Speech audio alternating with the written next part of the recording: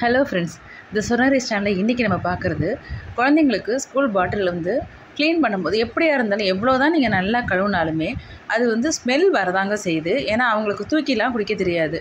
அதே மாதிரி ரொம்ப நேரம் நம்ம தண்ணி வச்சு அதில் அவங்க எடுத்துகிட்டு வர்றதுனால ஒரு மாதிரியான ஸ்மெல் வரும். அப்போது நீங்கள் வந்து ப்ரஷ் போட்டு இதை தான் க்ளீன் பண்ணாலும் அந்த ஸ்மெல் மட்டும் போகவே போகாது. அதுக்கு இந்த மாதிரி நீங்கள் க்ளீன் பண்ணி பாருங்கள்.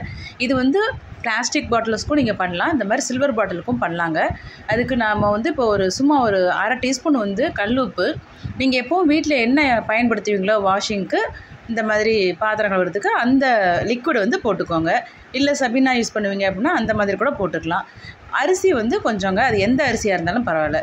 இதை போட்டுட்டு சாதாரணமாக நீங்கள் தண்ணி ஊற்றிட்டு நல்லா குலுக்கிட்டு அதுக்கப்புறம் க்ளீன் பண்ணி பாருங்களேன். இந்த மாதிரி பிளாஸ்டிக்காக இருக்கட்டும் எதுவாக இருக்கட்டும் ஸ்மெல்லும் போகும், அழுக்கும் போகுங்க. ட்ரை பண்ணி பாருங்கள். பிடிச்சிருந்தா நம்ம சேனலை சப்ஸ்கிரைப் பண்ணிக்கோங்க ஃப்ரெண்ட்ஸ்.